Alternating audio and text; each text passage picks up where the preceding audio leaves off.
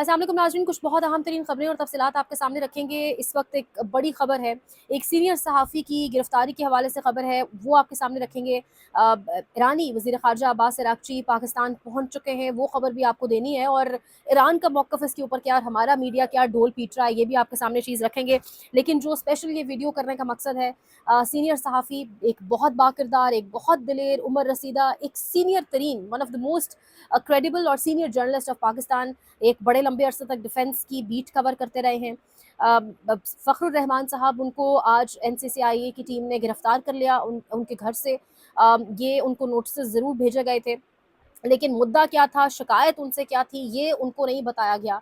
और उसको बताए बगैर जिस तरीके से, जिस मकसद के लिए एनसीसीआईए बनी और जिस तरीके से जो कुछ होता है हम बहुत अच्छे से देखते आ रहे हैं, तो पकड़ के ले गए, उन्हें गिरफ्तार कर लिया गया है और उनकी फैमिली से उनका काफ़ी देर बाद जाके रब्ता करवाया गया है।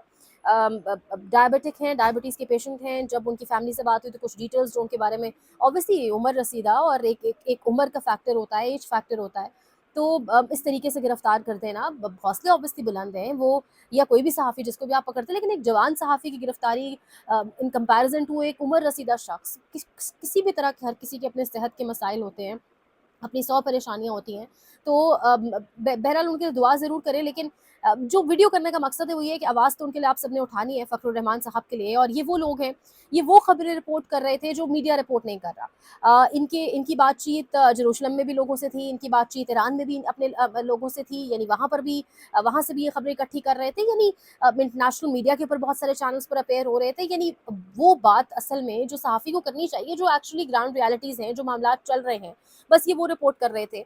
और मामला ये बताया जा रहा है, इस एफआईआर के अंदर कहा जा रहा है, बहुत से और लोग भी नामजद हैं। रिजवान गिलज़ई, साबिर शाकिर साहब का इंटरव्यू हुआ सियासत.pk पर, आप जाके देख सकते हैं। वो कह रहे हैं कि इसमें मैं भी नामजद हूँ, और मुद्दा जो है वो शिया उलमा से जो फील्ड मार्शल आसिम मुनीर की मुलाकात हुई थी, उसके ऊपर रिपोर्टिंग क्यों की गई, कहा जा रहा है कि ये वजह है जिसके बायस ये तमाम तर मामला जो है गिरफ्तारी का पेश आया है।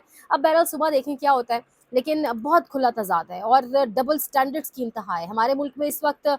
एक वो न्यूयॉर्क पोस्ट की सहाफ़ी है, जिसके बारे में मैं पहले भी कह चुकी हूँ कि हर चैनल में उनको इन्विटेशन दिया हुआ है। जिस किसी को थोड़ी बहुत दो चार लाइनें अंग्रेजी की, जैसे हमारे एंकर को स्टूडियो में बैठ के बोलनी आती हैं, क्योंकि व्हाट्सएप वाले एंकर्स नहीं है वैसे तो ये, वो बस उनको बुलाते हैं और उनसे गपशप चल रही है, गपशप के सेशंस चल रहे हैं। लग रहा है कि बस पता नहीं कौन पाकिस्तान में आ गया है, हर जानिब उन्हीं को एक कवरेज दी जा रही है। हमारे यहाँ फॉरेन जर्नलिस्ट के लिए जिना कन्वेंशन सेंटर में बाकायदा पूरा एहतमाम किया गया, बहुत अच्छी बात है, पाकिस्तान का नाम इससे रोशन हो रहा है। लेकिन अपने सहाफ़ियों के साथ मुल्क में क्या हो रहा है, उसकी आज एक ताज़ा मिसाल सामने आ चुकी है। वैसे तुम्हें बहुत कुछ पता है, हम 3 साल से देख रहे हैं, बहुत कुछ सह भी रहे हैं, लेकिन आज फ़खरुर रहमान साहब की गिरफ्तारी, आपके मुल्क में इस वक्त बहुत सारे फ़ॉरेन जर्नलिस्ट मौजूद हैं। ये आप क्या मैसेजिंग करने की कोशिश कर रहे हैं, आप क्या पैगाम देने की कोशिश कर रहे हैं, ये भी एक सवाल है। क्योंकि हमेशा मैं एक ही बात कहती हूँ कि आप जो इमेज बिल्डिंग करना चाह रहे हैं, उसका फ़ायदा तब होगा, वो इमेज बिल्डिंग के रिटर्न में आपको कुछ फ़ायदा तब होगा, पाकिस्तान का फ़ायदा तब होगा, जब आपके मुल्क के अंदर भी पोलराइजेशन नहीं होगी, एक स्टेबिलिटी होगी। आप मुल्क के अंदर जो है सहाफ़ियों को और लोगों को एक इज़्ज़त दे रहे होंगे, इज़्ज़त की निगाह से देख रहे होंगे। लेकिन अगर मुल्क में सहाफ़ियों के साथ ये रवैया रखा जा रहा है और बाहर वालों को गुलाब जामुन खिलाएँ या जिस तरह से भी उन्हें नवाज़ने की कोशिश करें, यानी यहाँ पर अल जज़ीरा के रिपोर्टर्स हैं, यहाँ पर अल अरबिया न्यूज़ चैनल के रिपोर्टर्स हैं, वो सब भी यही बता रही हैं कि टॉक्स जो राउंड 2 सेशन है, उसके लिए इस्लामाबाद का लॉकडाउन है, अभी तक टीम्स नहीं पहुँच सकी। ये जो रिपोर्टिंग, बहुत से लोग, बहुत से इंटरनेशनल मीडिया आउटलेट्स इस किस्म की रिपोर्टिंग कर रहे हैं, फिर उन सबको भी गिरफ्तार करें। लेकिन क्योंकि वो फॉरेनर्स हैं और अपनों पर आपका ज़ोर चलेगा तो गिरफ्तारी हो जाएगी। फ़खरुर रहमान साहब के लिए आप सब ने आवाज़ उठानी है और उठाते रहनी है। आप में से कोई ट्विटर यूज़र है, किसी भी सोशल मीडिया प्लेटफ़ॉर्म पर आप हैं, आपने फ़खरुर रहमान के लिए ज़रूर आवाज़ उठानी है। इंशाल्लाह उनके उनके केस के हवाले से हम भी डेली रिपोर्टिंग ज़रूर करेंगे। और बहादुरी को सलाम, जुर्रत को सलाम। एक वक़्त तक जाके, एक एज में जब आप पूरा लाइफ अपनी अपने पैशन को, अपने जर्नलिज्म को दे चुके हो, लेकिन उसके बाद भी आप अपने उसूलों पर कॉम्प्रोमाइज़ ना करें। इस उम्र में भी आके जब आप जानते हो कि कॉन्सिक्वेंसेस क्या होंगे सच बोलने के, तो सलाम बनता है। सो उनकी उनकी खैरियत के लिए उनको भी दुआ करें और उनके लिए आवाज़ आप सबने ज़रूर उठानी है। अब जाते जाते आपके सामने सिचुएशन रखेंगे।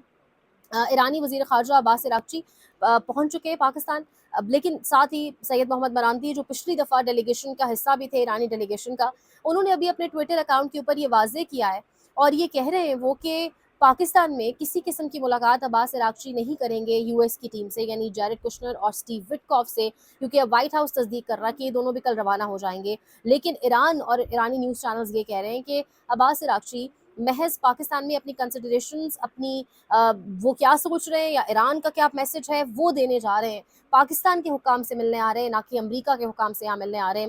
تو اسٹیو وٹکاف اور جاریڈ کشنر اگر آتے ہیں تو پھر وہ کیوں آئیں گے؟ یہ صبح تک اوبیسلی سچویشن یہ بھی کلیئر ہو جائے گی، کل انہوں نے نکلنا ہے. لیکن ایران واضح کر چکا ہے کہ ہم یہاں پر صرف پاکستانی قیادت سے ملنے آئیں گے، ہماری کسی قسم کی امریکن ڈیلیگیشن سے ملاقات نہیں ہوگی، کیونکہ ایران یہ کہہ چکا ہے کہ ہم ملاقات تب کریں گے جب آپ کی نیول بلاکیج آپ ختم کریں گے اسٹریٹ آف ہارموز سے، جس کا آباز ایران نے نام اسٹریٹ آف پرشیا بھی رکھ دیا جو میں نے دن کے ویلاگ میں بتایا.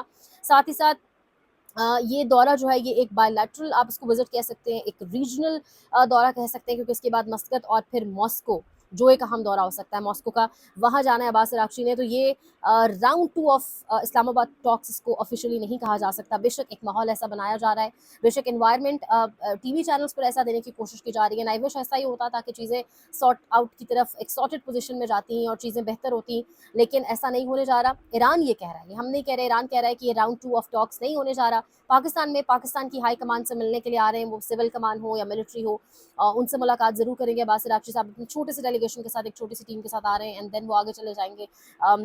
ایک راؤنڈ 2 آفیشلی نہیں ہونے جا رہا ہے، یعنی یو ایس اور ایران ڈیلیگیشنز ایک میز پر بیٹھنے نہیں جا رہے ابھی تک کی جو خبر ہے وہ ہے. دوسرا یہ ہے کہ اسلام آباد کی شہری اب اوبیسلی یہ جو سچویشن ہے یہ ان کو بہت پریشان کر رہی ہے. ایک ہفتہ ہو گیا ہے، پچھلے اتوار یعنی پیر والے دن سے لے کے پورا ہفتہ آپ کی on line classes, on line sessions, supplies even رک گئی ہیں. اگر آپ کو کوئی چیز چاہیے مارکیٹس میں تو چیزیں ختم ہو چکی ہیں، لوگوں کے گھر تک پینے کا پانی نہیں پہنچ پا رہا، یعنی اب بس ہوگی اسلام آباد والوں کی بھی.